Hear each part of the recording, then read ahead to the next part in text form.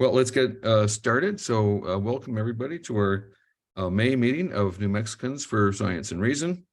I'm Dave Thomas, our hardworking Vice President John Covan is here. And our guest tonight is Benjamin Radford, who will be talking about tracking the lizard man. Before we get to that, just a note, John Gohegan did pass away early March, and Janet is organizing a memorial get together for him, and it looks like it's going to be Saturday, June 3rd, 2023, from 11 to 2 p.m. at Hyder Park, which is in Southeast Albuquerque, right next to Bandelier Elementary. A fine little park. They've got tables, so bring snacks if you like, and we'll have a gathering and some remembrances of John. So onwards to tonight's speaker, who is a managing editor of Skeptical Inquirer and one of our most prolific speakers here at NMSR. Ben is going to be talking about the lizard man. And there's quite a bit of interest on Facebook, but it's said to have been first sighted in Scape or Swamp in 1988. So as legends go, it's not really old, but I'm sure it's fascinating. So without further ado, Benjamin Radford, let me do you need to be a co-host? Probably. Okay, let me anoint you with the co-host oil. I could do this without a PowerPoint, but I've already prepared one, so why not? Yeah. Why not go with it? Let's go with that then. Let's go with that. I've anointed you with the oil. Okay, all right. Let me and you are a co-host. Let me see if I can make this work here. Dun dun dun dun dun. Okay. All right. So by thumbs up, am I people seeing something that resembles a PowerPoint? Yes. Okay, very good then. Then that's the first step there. Okay. Well, Dave, thank you very much for that the introduction. And I am, of course, sad to hear about John. I knew him long time, and of course, an important part of the skeptical community here in New Mexico. So I'll see if I can attend his memorial service. But so let me begin with the tracking the lizard man. Now, some of you may recall that I wrote a book on titled Tracking the Chupacabra. So this is a little bit of a nod to that. I end up tracking these things here and there. Of course, one of my main interests is in cryptozoology, the search for hidden or out of place animals.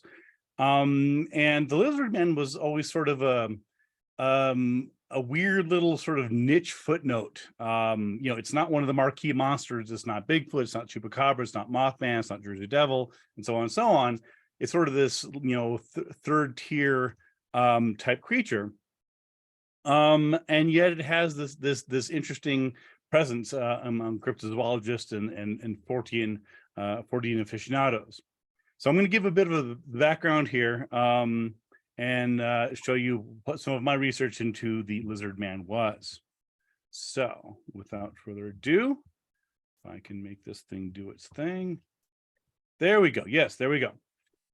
So that figure on the right is not the lizard man, as you might imagine. It's somewhat close in amphibious like. That is, of course, the creature from the Black Lagoon.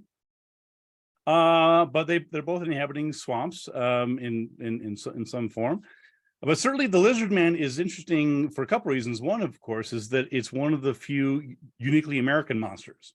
Bigfoot is the version in the States, but of course in Canada it's called Sasquatch. In Australia it's called the Yowie. The Yeti, it's known in different places.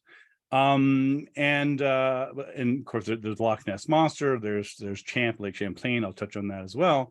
But there are very few distinctly, uniquely American monsters, and lizard man is certainly one of them.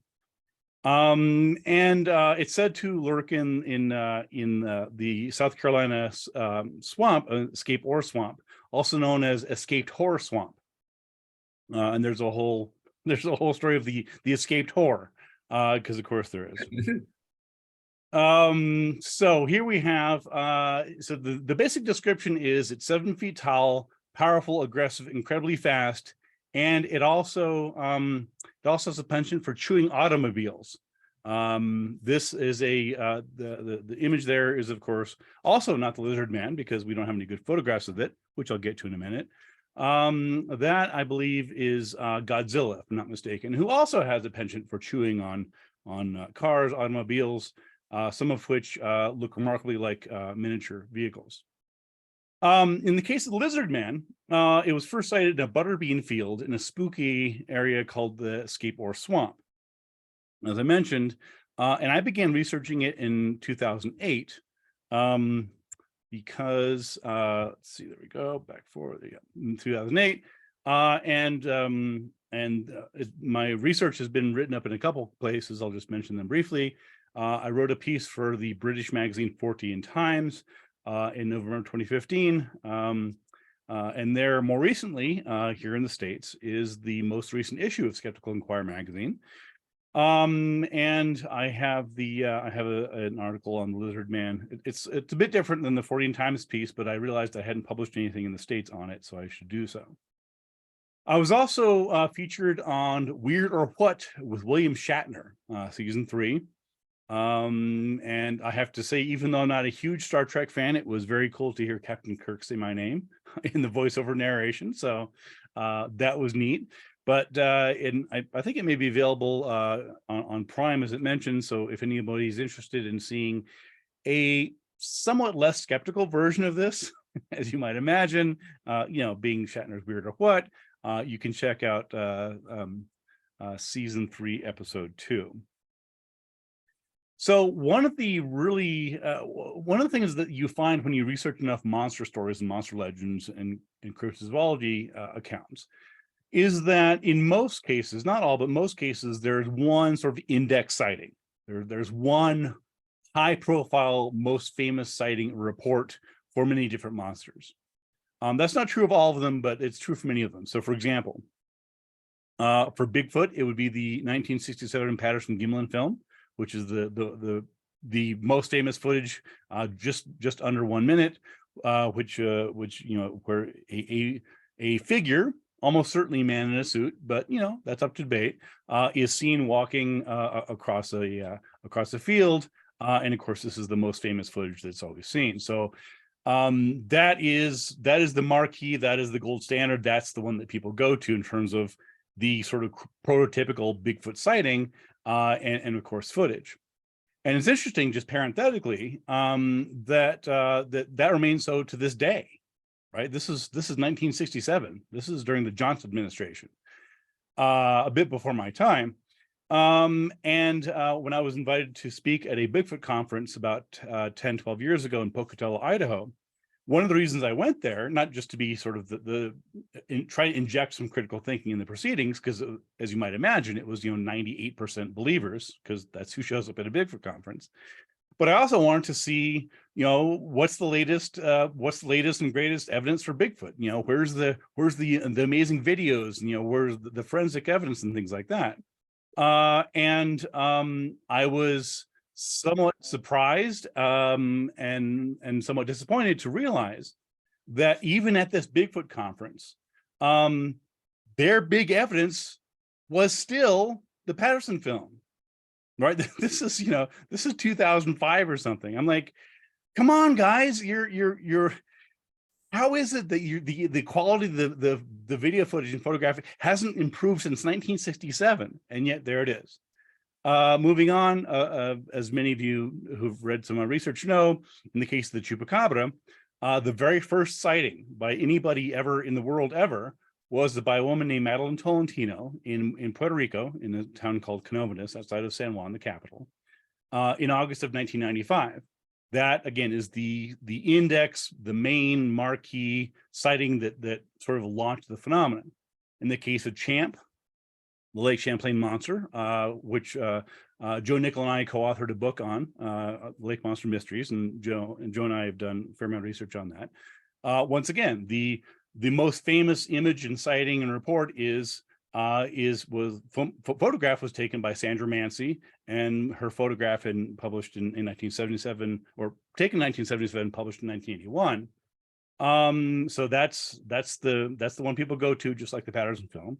And more recently, actually the same year, but more recently in terms of being published, there's a Dover demon case in which 3 teenagers in Dover, Massachusetts, reported seeing this weird figure, and I wrote about that in a recent issue of Skeptical Inquirer as well.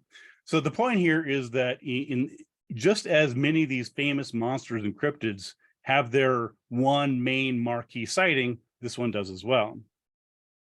In this case, in the small South Carolina town of Bishopsville, there's a teenager named Christopher Davis, and he's considered the grandfather of lizard man lore. He's the sighting everybody goes to. Now, in all these cases, of course, particularly Bigfoot, there were many other sightings, many of the people claiming to see it in photographs and so on and so on.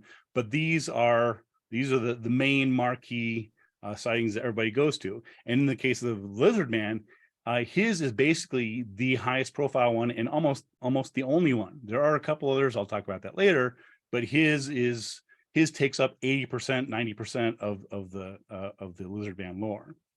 And it happened on a summer morning in 1988, and remains by far the most complete and definitive account of that creature.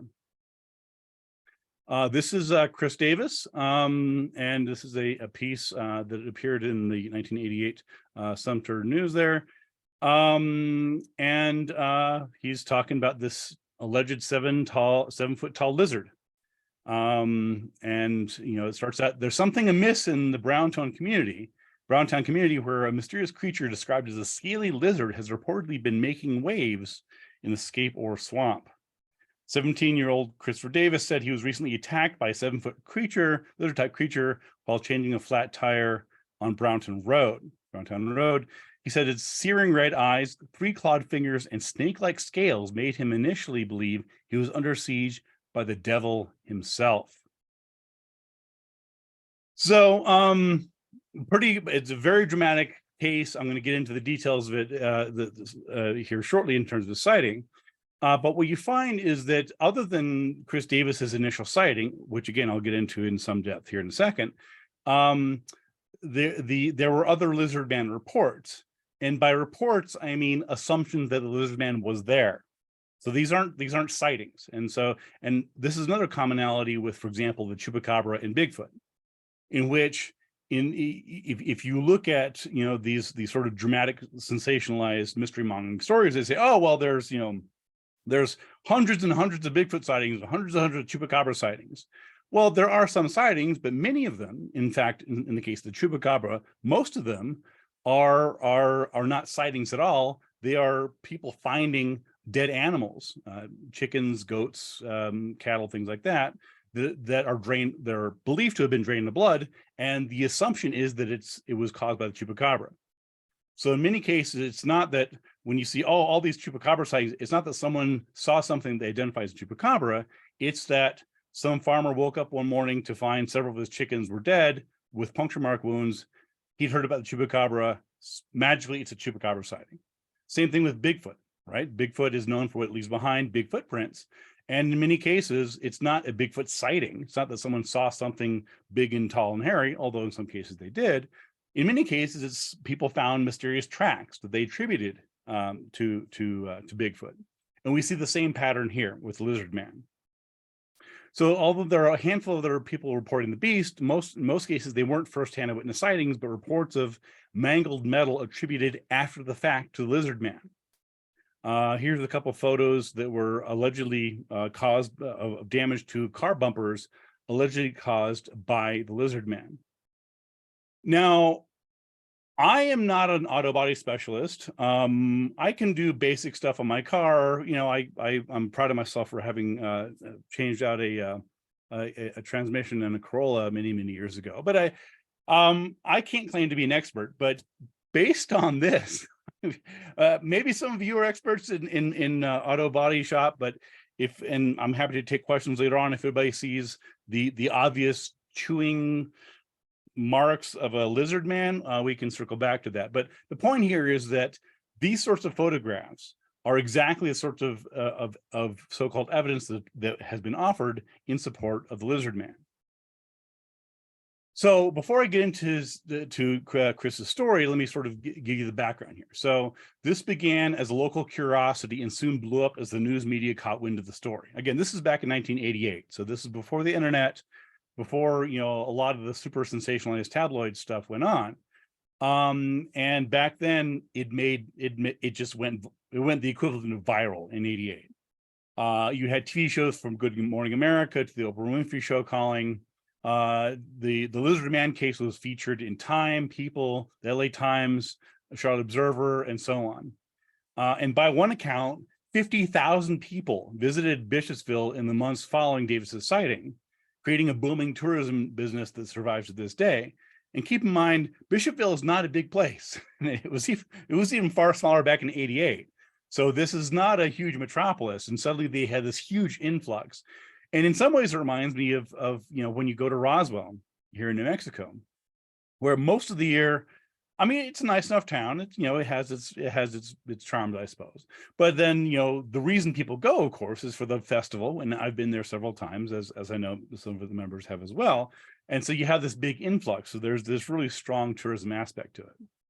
Speaking of the tourism, you can buy, as you should, right? You might as well work on the crypto tourism aspect, right? So you can buy Lizard Man t-shirts and hats and mugs, and here's a couple shirts. And I include the photos of these because I especially like them, right? Here on the left, you have this muscular lizard-esque, although it doesn't have a tail, which is odd, but whatever.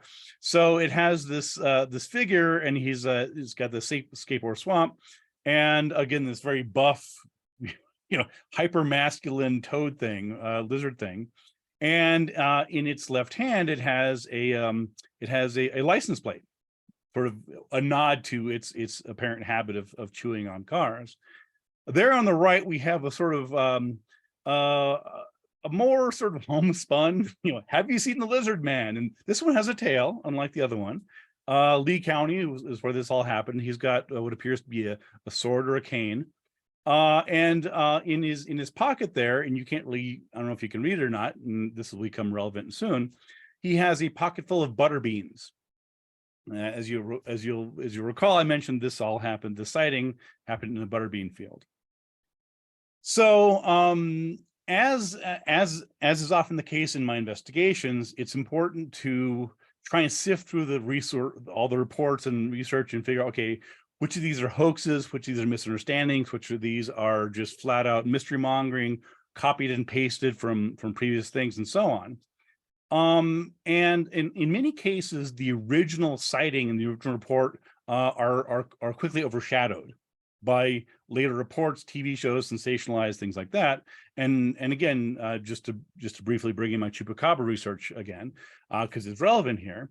The original sighting in that case, as I mentioned, was by this woman, Madeline Tolentino, in Puerto Rico. And very soon after her initial report, which again sort of launched the entire phenomena, she was forgotten. She told her story. It made the local news. It was tabloids. It was rumors. It was stories. And then within a few years, it was on the X-Files, and it's in horror films and so on. And most people had forgotten about Tolentino's original sighting. That's not good or bad. It's just the story had moved on. And as an investigator, it is important to me to say, no, we need to go back to the original story. We need to go back and look more closely at that, because that's what launched this whole thing. If we're going to understand these phenomena, if we're going to understand these monsters, if we're going to understand how much of this is forensics and how much of this is folklore, we need to go and take a closer look at the original sighting. So despite, or perhaps because of all the publicity surrounding Lizard Man, there was very little critical scrutiny brought to bear on Chris Davis's original sighting over the years. And that's sort of what I wanted to do in this case. So Here's one sort of abbreviated version of Chris Davis's sighting. Again, it's pretty detailed, and I'm going to get into as much as I can, but certainly there'll be enough to give you a sense of where this went. So, driving home from his job, he had run over something sharp near the swamp, which caused a flat tire. Just as he finished changing the wheel, he suddenly heard a noise and looked across the moonlit butterbean field and saw something that stood more than 7 feet tall. According to Davis's report on the Associated Press wire service, the creature was about 25 yards away, and I saw red eyes glowing. I ran to the car, and as I locked it, the thing grabbed the door handle. I could see him from the neck down, 3 big fingers, long black nails, and green rough skin. It was strong and angry. I looked in the mirror and saw a blur of green running. I could see his eyes, and then he jumped on the roof of my car. I thought I heard a grunt, and then I could see his fingers through the rear windshield where they curled around the roof. I sped up and swerved to shake the creature off. So this is a drawing that Chris Davis made. That's what he said. Honestly, it doesn't look that lizard-like to me. I wasn't there, but it's human-like. Got some fingers. It's got 2 eyes and a mouth. So if you didn't know the title of this presentation was the Lizard Man, you might say, "Hey, that's a guy. That's a dude." Right? I mean, that looks a lot like a human form right there. But in any event, there on the bottom is a bumper sticker where actually I had it on my car briefly and I took it back off because I wanted to save it. I saw the Lizard Man Scape or Swamp, South Carolina. So this is what he was going for. Now, the reason I bring this up is because his description is somewhat at variance with his drawing, and it's also at variance with the idea of a lizard man, right? He doesn't describe a tail. There's, he's talking about scales, but there's no scales on this, and you may or may not be able to see it from that anyway. But that's what he had. So, getting back to his story, a shaken Davis reached home, ran in, and told his father. Together, they went to inspect the car for damage. The first thing they found was the side mirror had been terribly twisted. When Chris Davis's father looked at the roof of the car, he found deep scratches penetrating the paint and even denting the metal. Well, this is kind of compelling at this point, right? I mean, he saw something, this weird 7 foot tall, whatever the hell it was. There's physical evidence of it. He damaged this car, and of course that theme of damage to vehicles carried over years later. But in addition to all that, he, according to the story, was endorsed by the local sheriff, Liston Truesdale. And let me just say, I love the name Liston Truesdale. It sounds like something out of like Smokey and the Bandit. Just so, South Carolina, Sheriff Liston Truesdale. Of course, that's his name. It's just the perfect name for this. Anyway, so some sources claim that Davis was administered a polygraph, which is, of course, a lie detector test, by police in an effort to get to the bottom of the mystery, and he passed. Now, this is where I should point out, and I'm preaching to the choir here. This audience knows what I'm about to say, but polygraphs don't detect lies. This is a known fact in the skeptical community, in the psychological, so that's not what they do. At best, they can detect whether a person is nervous about being asked questions that they may be deceptive about. So it doesn't detect lies. At the most, it can at times detect an increase in a heart rate or perspiration, things like that, which is loosely associated with deception. So even assuming he passed the lie detector test, and I'll get to that in a second, it doesn't mean that he's telling the truth. It just means that he passed the test, or of course he believes what he's saying. The other aspect to it, besides being endorsed allegedly by a lie detector test and the local sheriff, there's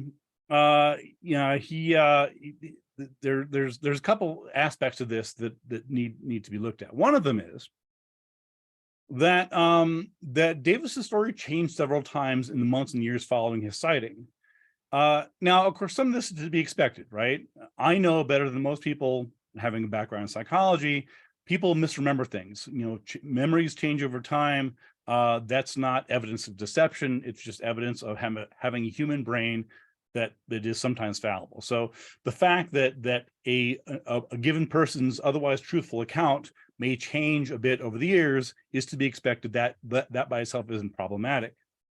However, when they change significantly, that gives us some pause and some reason to think, okay, well, how has the story changed? Are there patterns in this? Oftentimes they're changed and they exaggerate over time, right? And this is very common. People will have memories, and the memories aren't that the incident was less and less impressive over time. It was more and more impressive and more dramatic and sensational. And, oh my God, the car accident that put 4 people in the hospital turns into 5 people dead, one guy in crutches for a year. So this is pretty common. But for example, when he first said the creature had scales, he later said, while he had scales, he later said that the creature was caked with mud. Okay, well, keep in mind this is late one night. There's a moon, but this is a swampy area. It's dark.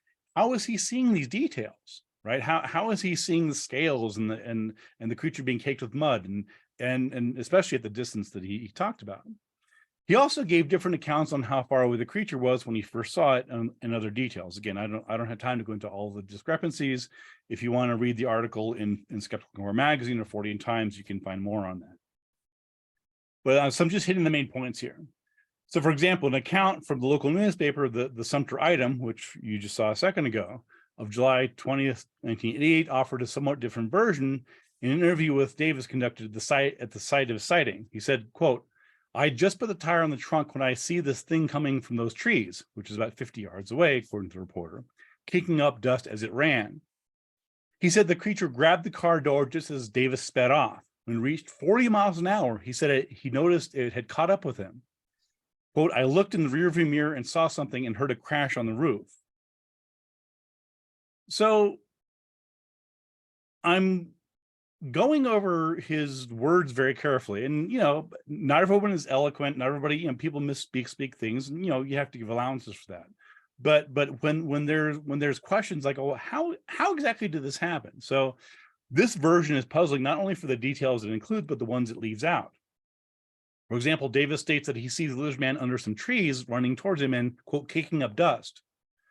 Well, I live in New Mexico. We don't have a lot of swamps here, but I've been in swamps and they're not known for being particularly dusty. Maybe some places, but there's not a lot of dust being kicked up in these places, given their swamps and humid.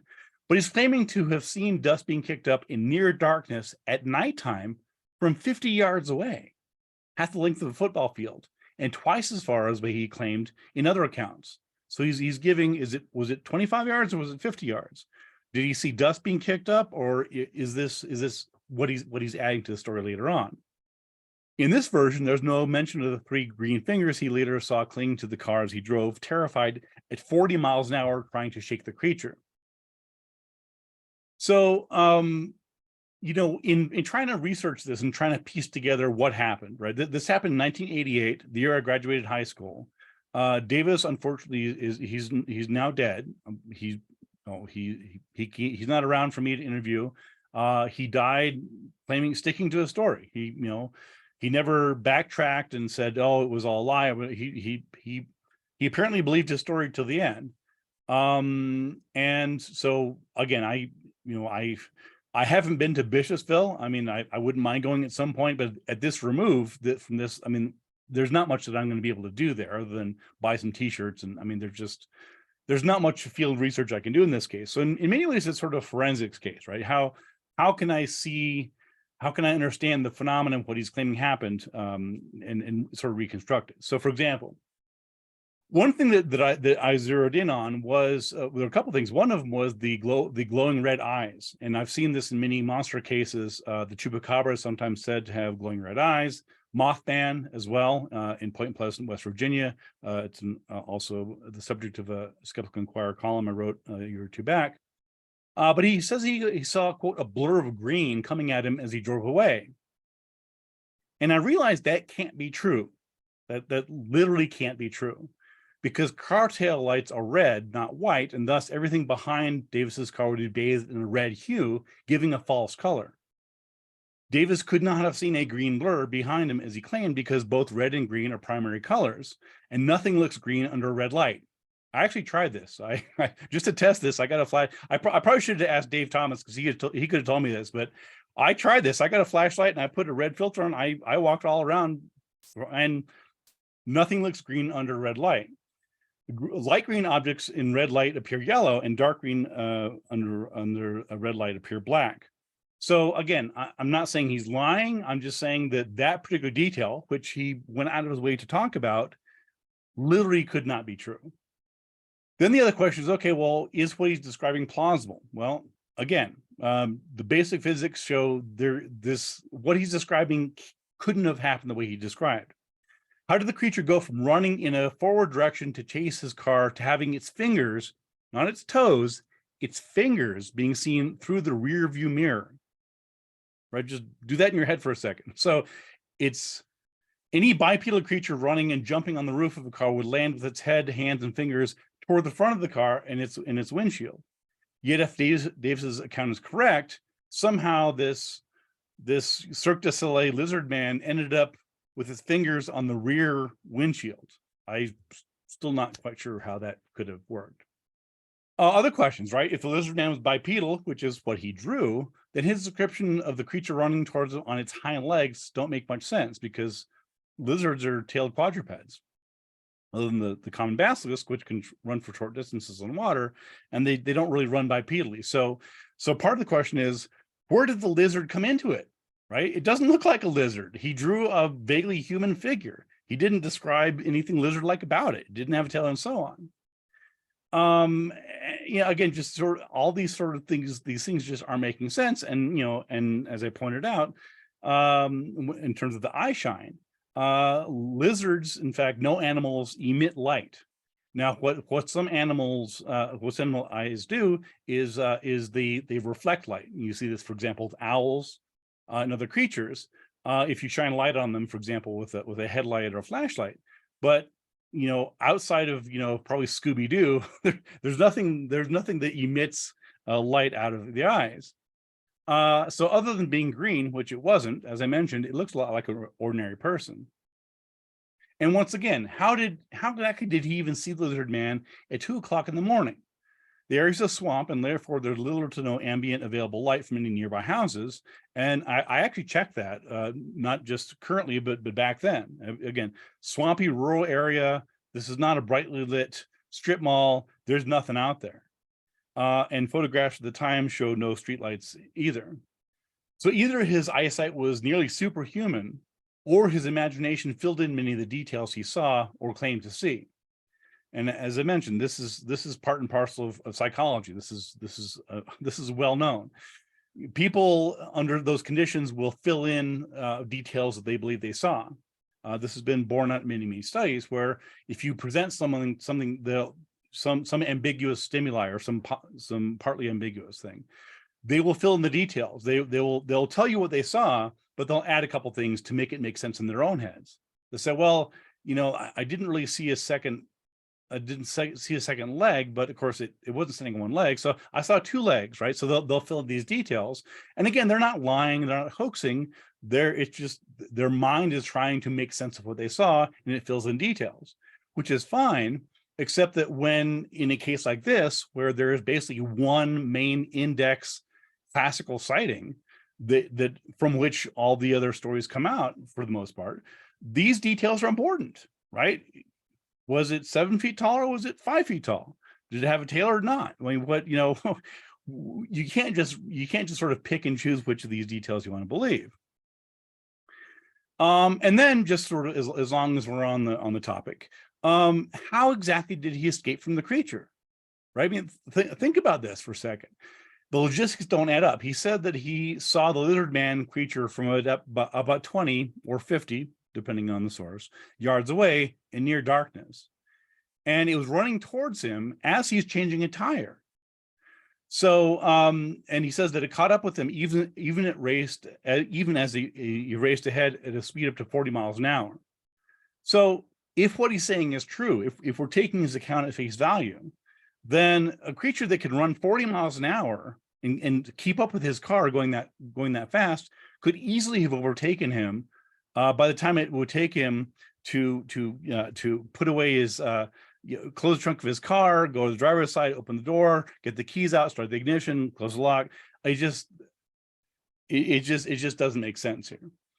And going even further in terms of assuming this is actually an actual creature that is existing as people do. I mean, same with Bigfoot and chupacabras and Jersey devils and things like that. People are claiming that these creatures are out there and living and breathing and breeding and whatnot. So the question that came to my mind was, let's say this whole thing is true. Let's say that for years or decades or millennia, whatever, there has been this 7-foot tall lizard man that somehow nobody else has seen, and it just emerged on this one night in 1988 to chase this guy's car, which wasn't threatening him in the woods. I mean, it just doesn't make sense. Like, if this was a real animal, why would it chase this one person, not be seen by other people, and so on? So again, I don't want to belabor the point, but as you look more and more closely at the details of Chris Davis's sighting, it's clear that at least some of them can't be true. Again, understanding that memories are mistaken and things change, whatever else. Some of the stuff, it just literally can't be right. There's other quick details. One of them is, according to one account written the year after the encounter, Davis waited 3 weeks before he reported it to authorities. Another account says that he reported it to police on July 16th, which is just over 2 weeks later. And it's curious because there seems to be no record of Chris Davis mentioning this amazing incident that attracted international notoriety with anybody else. Apparently he drove home and told his dad about it. They saw these scratches in the car, and he didn't mention it to any friends or coworkers, anybody else, until a long time ago. As I mentioned, unfortunately, Davis died in 2009, so I can't talk to him about it. I can't ask him about it. But there's other issues that are sort of lingering. So let me return to those. The first one is the police and polygraphs. As I mentioned, this is often cited as being one of the reasons why this is such an amazing story, because it's not just this kid making this thing up. The local sheriff said the kid's probably telling the truth. A polygraph says that he's not lying. Well, when you dig a little deeper, you find out that Sheriff Truesdale did not, in fact, administer the lie detector test in the course of investigating the incident, which makes sense, right? Because there was no crime committed. There was the police, they went to the police and like saw this big 7-foot tall thing. They're like, okay. And, so the police weren't investigating a crime because there was no crime. So they had no reason to put him under a polygraph. So as it turns out, there was in fact a polygraph administered, and it was by his PR people. So Davis was given a private polygraph test, and it was paid for by Southern Marketing Incorporated, which is a PR company formed by two men to basically represent Davis in his story. So the reason this is relevant, and you guys probably can figure this out because it's not complicated, is that to the extent that polygraphs work, which is usually they don't, it's because there's some consequence to it, right? You have to, if you're not worried about being caught in a lie, because if you're lying, you're going to go to jail, then even if you're lying, there's no consequence to it. You're not going to be in trouble for it. So there's no reason why anybody would be concerned about lying. So basically, so even though it's true that a polygraph was administered, it was a publicity stunt. It was just done because Davis's PR people said, "Hey, how can we make the story be even more interesting? Tell the reporters he passed a polygraph," which he did, but it was informal, unofficial, and private. And keep in mind that because of that, had Davis failed the polygraph, they wouldn't tell anybody. We wouldn't hear about it because they wouldn't have to, right? If it's a police polygraph, then there's a record they passed or they failed. But had Davis taken the polygraph and failed, we would have never heard about it. So that's the other aspect to keep in mind here. So regardless of any questions about the validity of his polygraph, Davis had one piece of evidence that's unimpeachable. And of course, that's what we talked about before, the damage to his vehicle, right? And so as with all these sightings, whether it's Bigfoot, Mothman, Chupacabra, Jersey Devil, what have you, if you have some forensic evidence, you have something that corroborates it in some way, for example, hair samples, footprints, whatever else, that goes a long way towards the story. And keep in mind that there were apparently no eyewitnesses to Davis's sighting, although that's not quite true, as I'll get to in a second. And there's little or no evidence to show that his account was real, except, of course, for the damage done to his car, the quote, deep scratches penetrating the paint and even denting the metal. So one account said that the driver's side mirror was bent and twisted, and there's scratches in the car's roof, as I mentioned. This mysterious car damage would later become integral to the lizard man lore, later as chewed up auto fenders would be seen as his presence. If a 7-foot tall animal as large and powerful as described as Davis leapt onto his car from 40 miles an hour, surely it would have cracked a window or at least badly dented the roof of the car. So again, there's several different versions of Davis's story, and for more details, you can check out my articles on it. But basically, several versions say that he sustained damage. However, other reports from a local newspaper, the Sumter Item, which I mentioned at the time, again, contemporaneous, said that he escaped with no more than a scratch on his fender, Davis said. Okay, well, hold on here. So he got a scratch on his fender, or was his car mangled by this the whole thing torn off and so on? So I'm going to here are exclusive photos of the lizard man car damage. Oh, yeah, that's it. There are none. There are 0 photographs, not one, of any damage done to Davis's car at all. Again, notice the lack of photographs.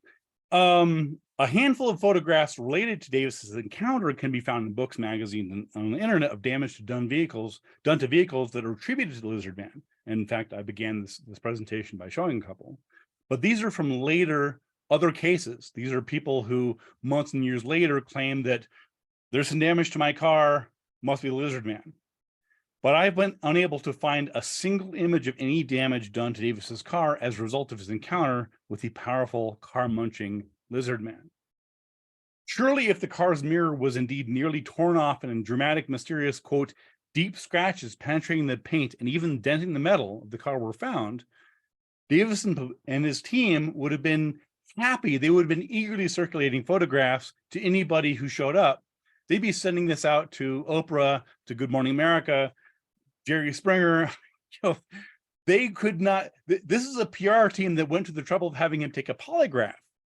If they had actual photographs, or they could show a damaged car, you can be sure they would have made lots of hay about that. But inexplicably, they neglected to photograph the damage.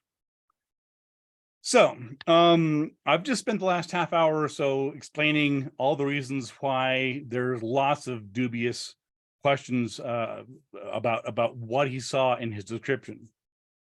So I think that most people would agree that I've poked some pretty serious holes in his story, but that doesn't really answer the question, right? Because all that shows is that his account was wrong in significant ways, which is useful from an investigative point of view, because we need to try and parse out what did he see and how can we tell, and what parts of his account are reliable, what part can we test, and what parts are fictional. But at the end, okay, so what did he see, right? We've established it's almost certainly not the lizard man. So all right, Mr. Skeptic, what did he see? Well, the obvious explanations include a hoax, a misidentification, or I suppose some genuine actual lizard man monster. So let me begin with the hoax theory. because that's sort of the most obvious one. And when you look at his account, it is gripping and scary and very, very dramatic, very cinematic. This is straight out of a horror film. I mean, a monster movie. I mean, you can almost storyboard it, right? He's, alone by himself at 2 a.m. There's a full moon or nearly full moon. He's changing a tire. He somehow sees this 7-foot tall lizard creature running at him from the distance. He somehow gets in his car and starts the car and drives off, and he's going, and he's relieved. Oh, finally he got away from this terrible monster. And then he hears pounding on the roof. It's still there. And then he swerves and swerves, and then it shakes it off. And then he's driving home, and he's wondering, oh my God, did this really happen? And it has this sort of motif of an urban legend, right? And he's wondering, could this have all been a mistake or something? Could I have imagined it? And then he opens the car and looks at the damage, and oh my God, the mirror's twisted off. There's these terrifying scratch marks on the roof of the car. The whole thing is straight out of a Twilight Zone episode. So there's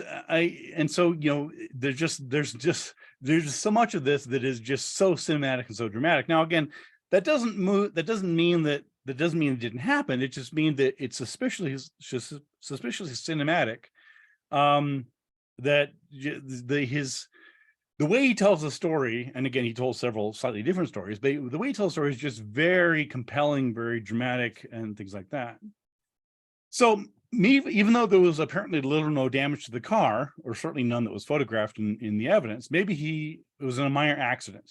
I mean, the idea of a teenager getting, doing some damage to the car and then concocting some outlandish story is not beyond the pale. I've done that. I will confess that now. You sideswipe somebody, maybe you're drinking, maybe you're high, whatever. The car isn't total, but there's some scratch on it. Dad's going to ask what happened. 7-foot tall lizard man. I don't know. Why not? So that's possible. But, in my research and my investigations, I try and give people the benefit of the doubt.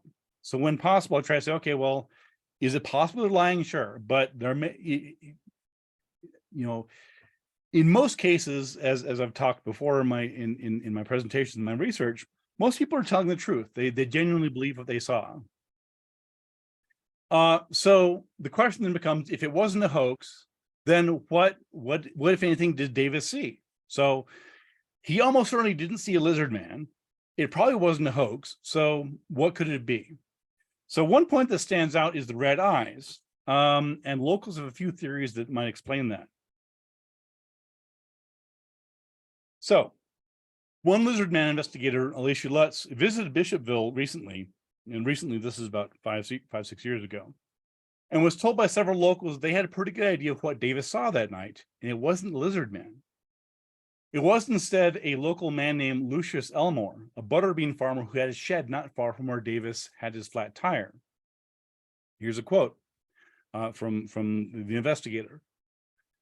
Lucius' brother Elmore was a lucrative butterbean farmer with 40-something acres of butterbeans. In order to keep his harvest moving quickly, he dumped the beans onto drying tables in his shed on Brownton Road, which he equipped with air conditioning window units to further speed up the drying process. In those days, not everybody had air conditioning. Again, this is 1988. And I guess it got so hot sometimes that it went to people's heads because people kept stealing the units right out of Brother Elmore's shed. Al Holland, owner of the local Feed and Seed, had told us that morning, well, he just picked up the 3 new units from the store and people knew this, but he was determined to make sure no one stole them. Annoyed by the nighttime thefts, Elmore stayed up overnight at his shed guarding his new air conditioning units, sitting quietly alone in the dark to catch a thief. He was, quote, on a stakeout the night that Chris Davis's tire blew, and when he heard the car stop just 100 yards down the road from the butterbean shed, he thought he'd found his culprit. He walks out to the road, which is lower than the yard, so he's up high, hiding in the dog kennel, Holland told us. So he's standing there, he's looking down, and when the kid turned around and screamed and took off, Davis's taillights reflected in Elmore's glasses, causing an illusion of red glowing eyes. Elmore's account seems plausible, and there would seem to be little incentive to make up a story about encountering Chris Davis near his butterbean field that night. It would be quite a coincidence if it just happened to be, yeah, I was there that night and saw this. Somebody else, some other young African American teenage kid at 2 a.m. happened to stop in the exact same place. And though Davis would have been aware of any passing cars by the headlights as he changed the tire, keep in mind that he was not expecting, and really nobody would expect, to have anybody, human or otherwise, in the dark at 2 a.m. in this remote rural area, in a butterbean field next to a swamp, right? So, of course it would scare the hell out of me. It would scare the hell out of me, right? You're there, you think you're by yourself. There's no reason to think anyone's around. There's no cars going by. And all of a sudden, he sees this figure coming at him in the darkness. Then the question, of course, is what about the car attack?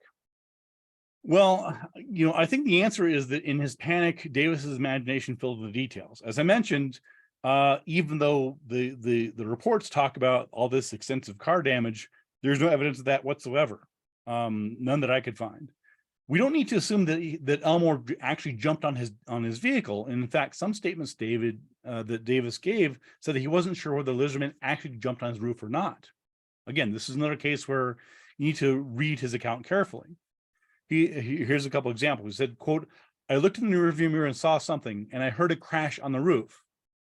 Okay, well, he looked in the rearview mirror, saw something, some person, humanoid, lizard, whatever it is, and then he hears a crash on the roof. It's easy to make that connection, right? Post hoc ergo propter hoc. After this, therefore, because of it, right? You see that, you hear a crash on the roof. Oh my God, what I just saw is now on the roof. Well, there could have been, he could have hit a passing tree on the roof. I don't know what his roof was. I wasn't there, but there's no evidence that brother Elmore jumped on the guy's roof. And here's another quote. He says, he never saw it fall. That is, Davis never saw the lizard man fall, but eventually the swerving must have worked because the creature was no longer clawing and banging on the roof. Well, again, he's explicitly saying he didn't see this giant 7-foot tall creature get off his roof. Well, how could he have not seen this giant, powerful creature sliding off his roof at some point? But he says he didn't. So Davis mentioned only seeing something behind him, and it was swerving back and forth through a swampy wooded area. So it's possible that he scraped against low-hanging tree branches, and then in his panic, he mistook that for something on his roof. So to conclude, 31, actually now going on 35 years after that night in Scape or Swamp, it's impossible to know what, if anything, Davis saw, right? It's the same thing with, Madeline Tolentino's report on the Chupacabra in 95. I wasn't there. She's the only witness. I have a pretty good idea of what that was, but it's never going to be definitive. There's no recordings of it. And it's the same case with the Lizard Man. We're never going to know definitively. But when we look at the evidence, when we sort of follow the evidence, we look at the case, forensically and critically, the idea of seeing a 7-foot tall lizard man is certainly among the least likely explanations. And there have been few, if any, credible reports in the last 20, 25 years. And most of those, as I mentioned, they weren't actual sightings, right? No one else has seen what he described. It's not like, days and weeks, months later, people say, yeah, I also saw a 7-foot tall lizard man with glowing red eyes. He's the only person that saw this. There are a couple other accounts where someone saw something weird and whatever else, but again, none of them were very definitive. But again, in most cases, it was people attributing some car damage, which of course, there's lots of reasons cars get damaged, to that. And so, what you've had was that ordinary unremarkable damage to the cars in the Bishopsville area, which would otherwise have been attributed to minor vandalism or careless drivers, were seen as mysterious and concerning in the context of the Lizard Man story, which again was making national news, right? Davis was on Good Morning America. He was on Oprah. Everyone's hearing about this. Everyone's talking about it. And in that context, people are going to start reporting it, whether it's there or not. So as with the cryptids, if it's a real flesh and blood animal, then of course there can't be a single one of them. And this is the same issue that we have with Bigfoot, right? People sometimes talk about Bigfoot as the Bigfoot. Well, there can't just be one Bigfoot, right? In order for there to be, there has to be more than one of them to extend for many decades. There'd have to be a breeding population. By some estimates, 6,000 to 10,000 of them in North America alone.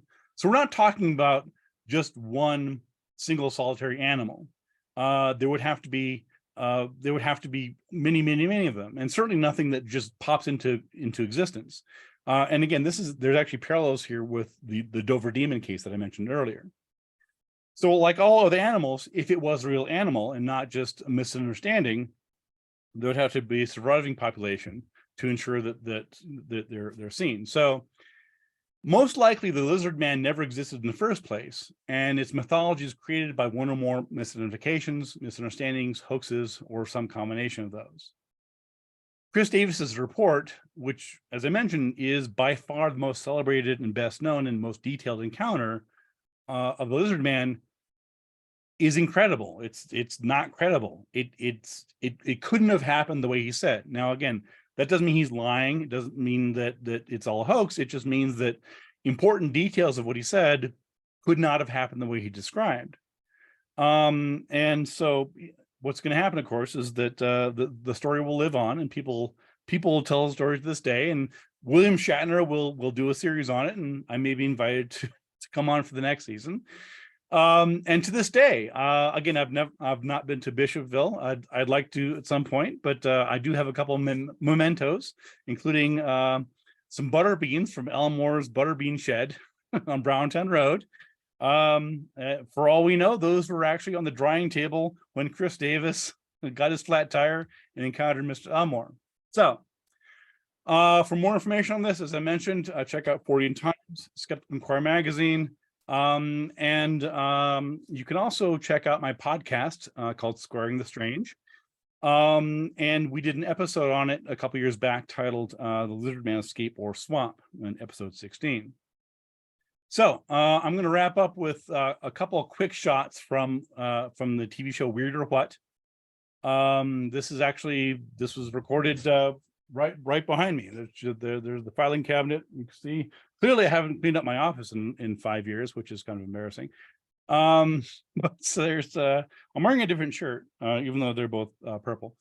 And there's Chris Davis's thing there. So here's the thing. So one of the interesting parts of the story, this is just sort of parenthetical, was the TV producers wanted to focus on the car damage, because it was, like, they're asking me about the monster, and I go into the folklore, the cryptozoology, the parallels of different creatures, and they're like, yeah, that's all interesting. Can you bang up a car? I guess. Yeah, all right. Sure. So again, I'm trying to give them the information, the explanation that I just gave you, and they're, well, can you bang in the shadow of a car? Yeah, okay, fine. So they actually took me to a junkyard lot that's just in downtown Albuquerque, about 20 minutes from here. It was actually a place where there was a scene in Breaking Bad was filmed, which is kind of cool. So this is from that scene. So they said, okay, well, what do you need to bash up a car? I'm like, I don't spend a lot of time bashing up cars. They're like, can you use a gun? I'm like, I guess. So they sent me a gun. They sent me a drill, all these implements of destruction, as Arla Guthrie would say. And so they're like, okay, well, all this folklore and mystery is good and stuff, but we really need footage of you banging on a car. So I took a pickaxe to a car, trying to replicate the lizard man teeth damage, such as it was. And in the end, there's me with my lizard man shirt, looking skeptical. So that's it for now. I will take questions, comments, and criticisms. Thank you. Alrighty.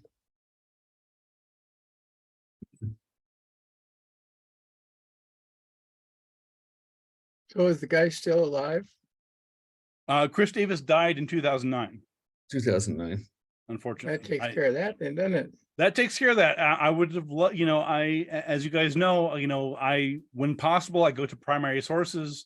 I would have loved to interview him and get his details and go back and recreate the scene. Unfortunately, he's gone, and only one eyewitness other than, Brother Elmore, who I think has since passed as well. So yeah. Just make something up, man. Well, that's what they did. I try not to make things up. It's part of my job description. Does a record exist of the polygraph test? Uh, You know which organization gave it? well, again, I don't. My guess is that if you went to Bishopville, there's in the local library or vertical file, they probably have that somewhere. But keep in mind that polygraph test was not administered by the police. No, I understand that. Yeah, and there was no crime. So so again, it was the fact that he passed it.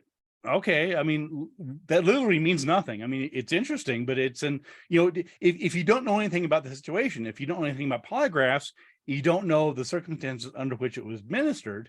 You go, well, wow, he passed a polygraph. Yeah, but that's not really the point there. So Actually, I'm more skeptical than that. Was it actually given by a reputable organization? well, no, it was administered by his PR people. It was No, they actually administered it, or did they? that's my commission? understanding. Where I'm trying to remember the details. I mean, it's Okay. possible. Yeah, I mean, I know that Sheriff Truesdale did not administer it. Right. Because I mean, that's not his job. He's his Right. job isn't researching 7 foot tall. I mean, so again, I don't doubt that Truesdale believed his story insofar as the guy seemed like a good kid. And again, I believe his story. I don't believe he saw the lizard man. I believe that he genuinely and sincerely described the experience as best he could. But just if you understand the context, and especially the information about Brother Lucius and the butterbean field and all that, which again, there's no reason for anybody to make that up, then all the pieces really fit, and the mystery, I think, is solved. Fascinating. Randy has a question. Are butter beans the same as lima beans? What are they? My guess is that they are not beans made of butter, but I am not a butter bean guy. I believe I'm I think they're lima bean-esque. I don't know. They looked lima bean. They look very lima bean like. But yeah, I can tell you that they are not beans made of butter. that is the extent of my knowledge about butter beans, not being from the South. Alrighty. And Daniel had a question. Did they do an episode of Fact or Fake where they discussed not the original, but other instances?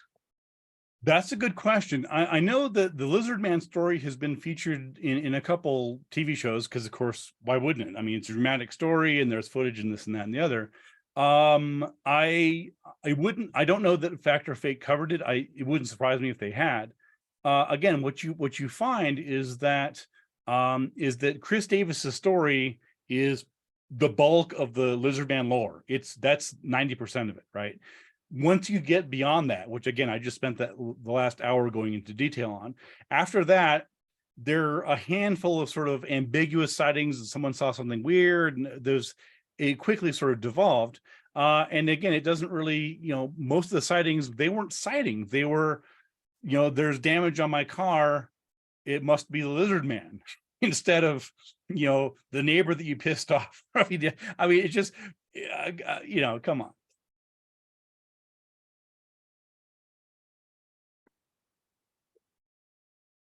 Yeah, I thought the story about how it might have been the farmer trying to save his Air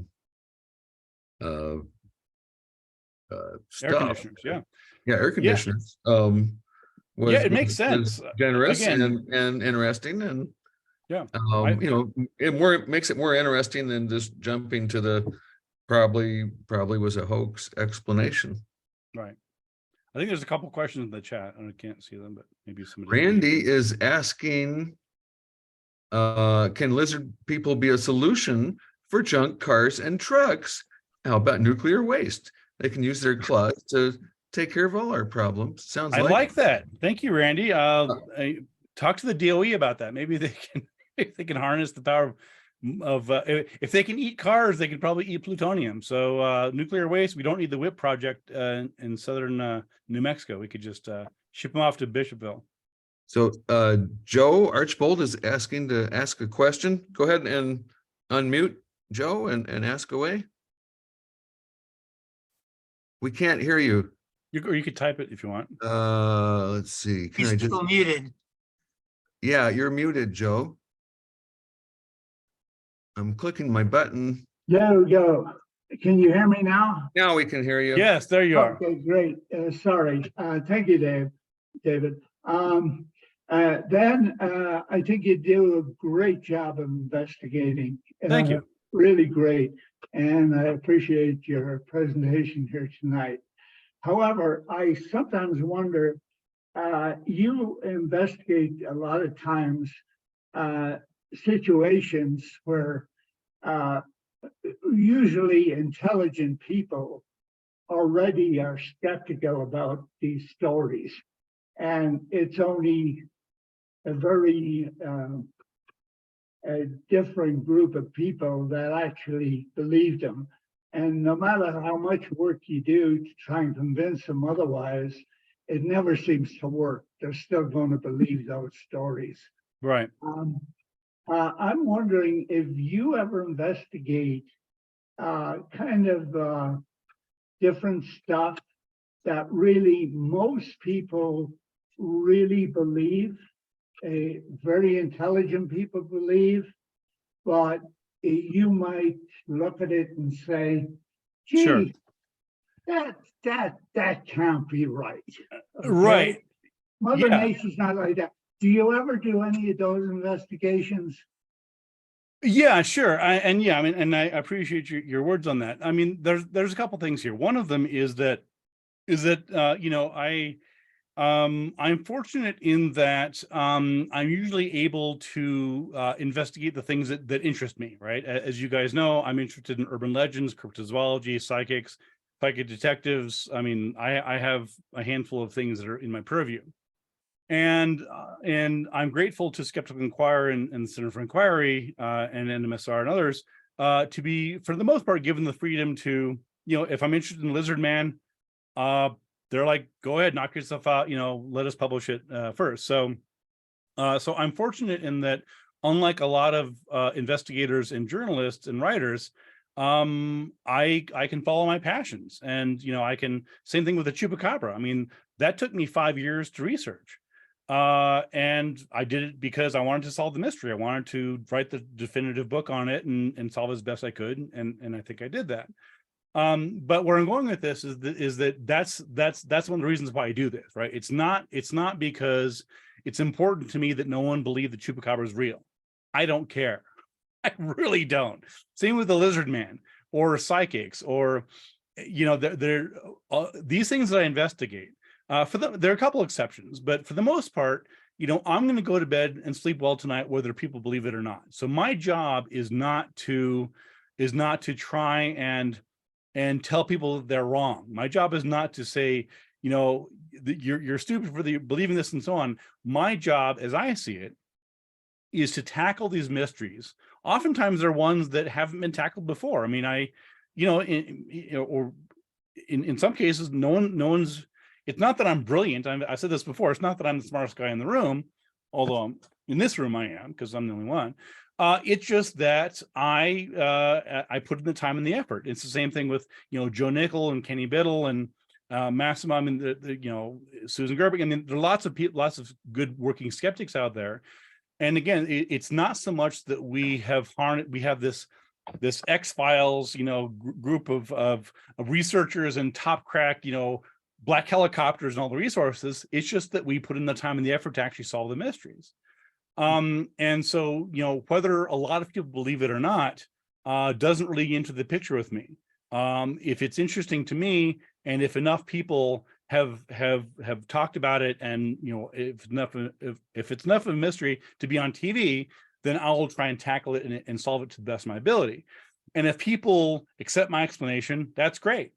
If people think that I'm wrong or I got some part of it wrong, my challenge is do better, right? Show me where I'm wrong, right? If you I've written 12, 13 books at this point. I've done dozens and dozens of investigations. I'm not always right. I make mistakes. And if people think that I got something wrong, I welcome that. Okay, well, what do you got, right? What research did you do? Who did you talk to? Where's your evidence? I'll be happy to change my opinions on that and update. And usually, just because I've done research and because other people are lazy, they don't bother to follow up on that. Yeah. So in Anyway, other but words, yeah, but that's part of it. And so but in terms of you asking, do I tackle things that more people believe in? Certainly. I mean, again, I research, conspiracy theories. A lot of people believe in conspiracy theories, urban legends, abduction rumors. So yeah, I mean, there are some things that I spend my time investigating that only a small niche of people believe in, right? The lizard man is being a perfect example, right? Most people haven't heard of the lizard man. Just the average person walking along the street, they don't know what the hell that is. In certain circles, in cryptozoology circles and Fortean circles and monster enthusiast circles, they know what the lizard man is. And they talk about it, and they see TV shows and podcasts on it as if it's real. And so my job is insofar as I can, is to say, okay, well, here's another perspective. Here's a little bit more research on it, and try and put it out there. So I know it's kind of a long-winded explanation, but that's the best I can get. so to narrow it down a little bit, what you're saying is, if it's weird and you latch onto it and it's interesting to you, you would go ahead and investigate it. Okay? Yes, Are absolutely. there other people in the Skeptical Inquirer that do what you do? Yeah, certainly. I'm proud to be part of a longer tradition of this. I mean, my approach is investigative skepticism. And there's different branches of it. There, Paul Kurtz, who founded the Center for Inquiry, and then Psychop, he was into philosophical skepticism, right? Paul has written many books on it. I worked for PK for a long time. That's not my interest. I read some of his books, and I worked with PK and so on. My interest is investigation. My interest is in seeing something out there in the world and saying, this is weird. I don't see a good explanation for it. Let me see if I can figure it out. But I follow in the footsteps of James Randi and Ray Hyman and Joe Nickel, and I have colleagues, Daniel Loxton and Kenny Biddle and others as well. So there's not a lot of us in the world, but the thing we all share is a genuine love of mysteries, but even more than that, a love of solving mysteries and trying Do to.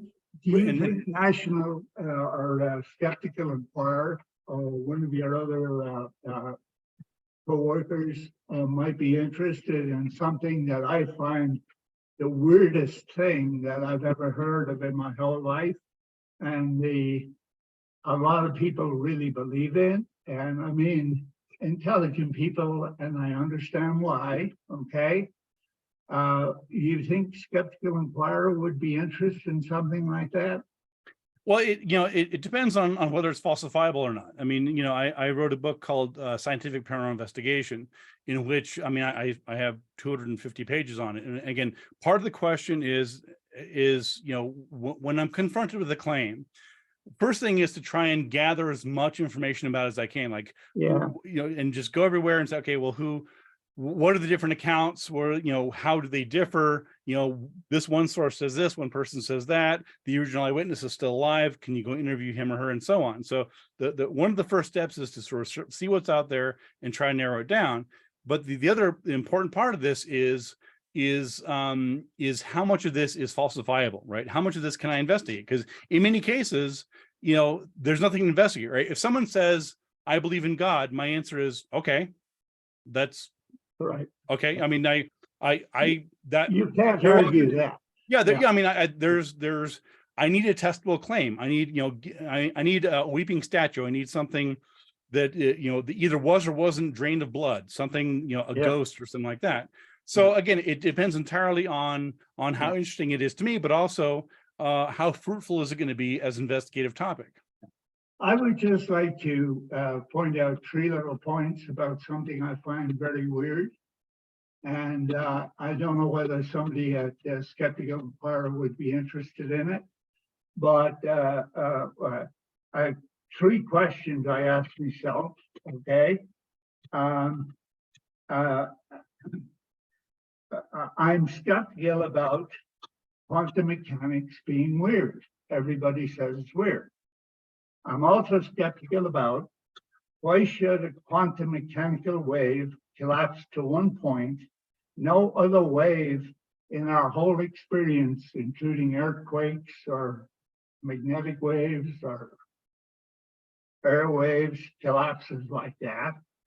And the third one is, how can a quantum wave seem to collapse to a single point that no other wave does, by the way, when sent through a double slit experiment, and yet when thousands of those particles are dustly sent through these splits, an interference pattern develops. How does each individual particle going through these slits know where to land in one of those particle bands? Right. of Right. Well, particles? And so And in this none- case, no, none I'm trying to answer your, I'm trying to answer your I mean, question. Joe, Can you Let mute me him? finish before Can you you answer. mute him, please? Okay, All so right. let me go and answer your question. So part of one of the jobs of investigator is to know when something's outside of your purview, right? And so oftentimes one of the most difficult things for somebody to say is, I don't know. And I don't know everything. There's lots of things that are beyond my purview. And so this is why, for example, if someone comes up to me with a question about physics or a question about molecular genetics, right, or genetic testing, right, I am not. I mean, I've got 2 master's degrees in education and public health and a bachelor's in psychology. I'm not a physicist. I'm not a biologist. And so in these cases, what I would do is I would consult an actual expert on it. Another example would be when you're looking at psi research, right? So that is, psychic detectives and psychokinesis and things like that. So in a lot of these cases, the evidence for psi, the evidence for psychic ability comes down to statistics. This is why Ray Hyman, who's one of the great skeptics of all time, a colleague of Randy's and Joe's and mine, that's what he does. And so there's been great articles in Skeptical Inquirer and elsewhere where he will break down. So the question is, okay, well, these psychics, they got, say 15% above chance in these. Now, assuming the protocols are tight, how likely is that? Now, that's beyond my ability. I know basic stats, this and that. So that's exactly the sort of thing, just like the question you posed, that I would say, I don't know. I don't know everything. You need to talk to somebody who's an expert on it. oh, Anybody else? let's see. Joe, we can't hear you because we had to mute you for a second. We can't hear you, Joe. Oh, let me try a message. Maybe there's somebody else with a question. Somebody did. Can you hear me now? Yes. Yeah. Oh, I appreciate that. I appreciate how you feel, and I think your response was very good. Okay.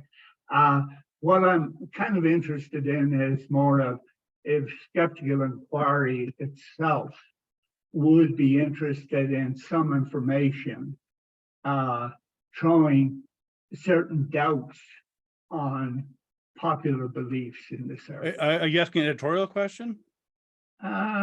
Maybe.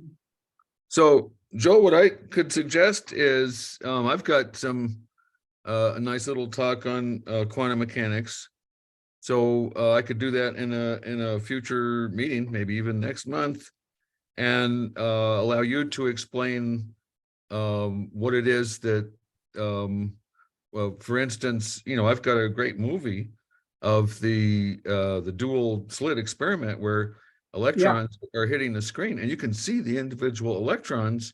Oh, I've But seen when it. it's over, You're after right. several hours, there is an interference pattern. Yeah. So, and my understanding is, if you're measuring the interference pattern, you can't at the same time measure which slit the electrons are going through.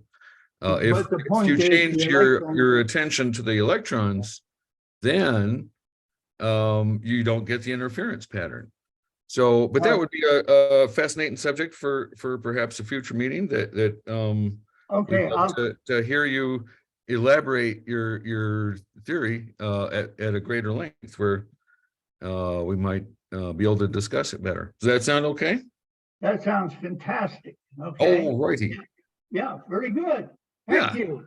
Yeah, and it's And been, thank you again, Ben. I really appreciate your Sure.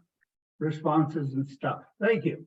we do have one more comment that Jerry made. He looked up Wikipedia, and butterbean is apparently a variety of lima bean in some parts of the USA.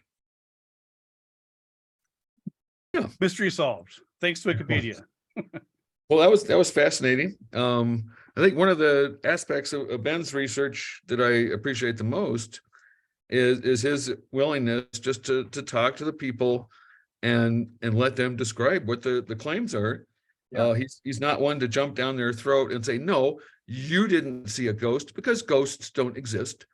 That's not his style. He gives the people a chance to tell their story, acting at times more like an anthropologist or a sociologist than a skeptical investigator.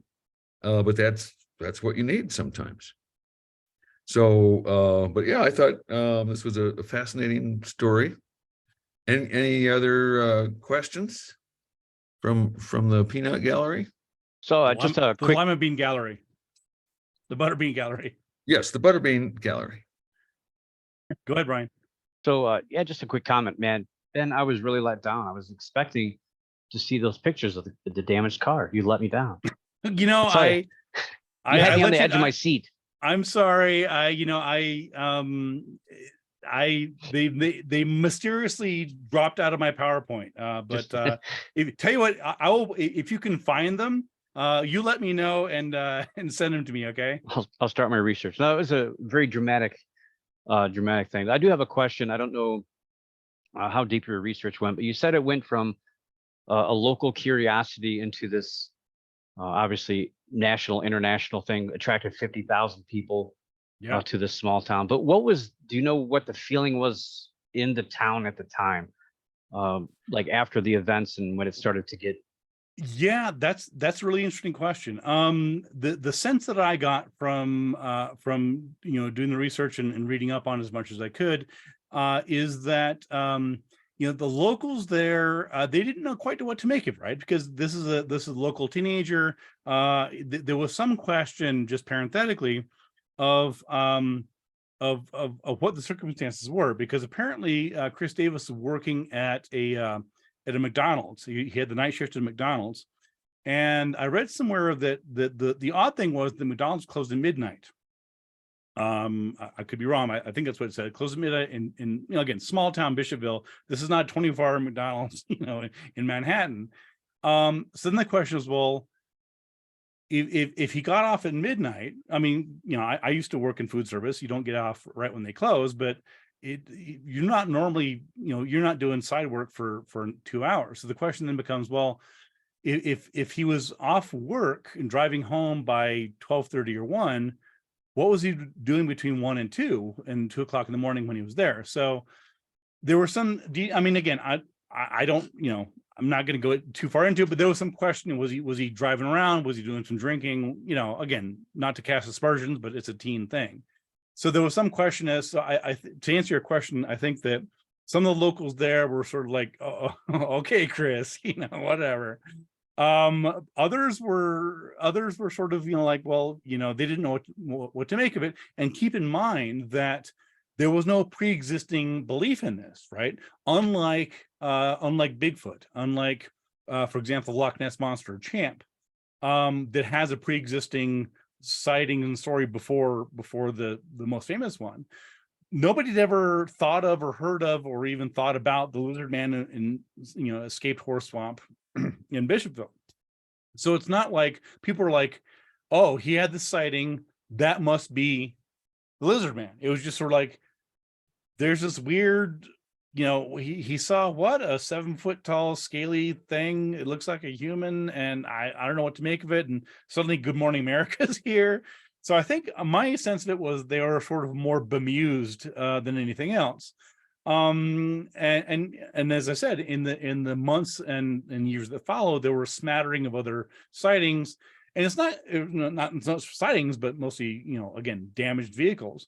And it's not clear how tongue-in-cheek that was, right? I mean, because I could see being in Bishopville and, hearing about Davis's sighting, 6 months earlier, and telling my friend, wow, I got this dent in my fender, must be the lizard man. And, is that taken seriously? Who knows? So that's my sense of it. So more or less, it's not an urban legend. It's more of a mythology created from the stories. Yeah, I would think that's fair. And again, I mean, as I mentioned, I believe, I think this explanation, and again, I didn't come up with it. I'm just explaining it. The investigator that I mentioned, she really pieced it together. So I'm just sort of, putting it all together and explaining it. So I think that explanation is the accurate one. I mean, it would be a remarkable coincidence if somehow these two people didn't meet. I mean, same place, same time, same night, everything fits. So either Lucius is lying for some reason, or and again, he has no reason to, or that's the explanation for it. Thank you, Ben. Thanks, Great Ryan. job. Thank you. Great. Thanks, Ben. By the way, Ben, I did see when I was a young kid in Ireland, the movie The Creature of the Black Lagoon, and it's still here in my mind. I imagine. That was my favorite monster when I was a young teen. Not Yeah. Frankenstein, not Dracula, the Creature. That creature, yeah. Okay. Any more questions? That was a fascinating presentation. So yeah, it looks like next month we'll maybe doing quantum mechanics. Joe and I will figure out what we're gonna do about that. But thanks to Ben for a rousing rendition of the Lizard Man saga. And we're all more educated now than we were before. That's all I can ask for. All right. Glad you guys enjoyed it. Thank you very much. All right. Well, By thanks. the way, David, I'll try next month, but I'm not ready to really give a presentation. I may Okay, have we'll wait a that month for or two. 2 months. I'll try to Okay. read your paper and ask them some questions in the meantime. Yeah, that'll be Okay. great. Thank you Alrighty so then. much. Very good. Okay, well, stay safe out there, and we'll be back next month with something. All right, take care, everyone.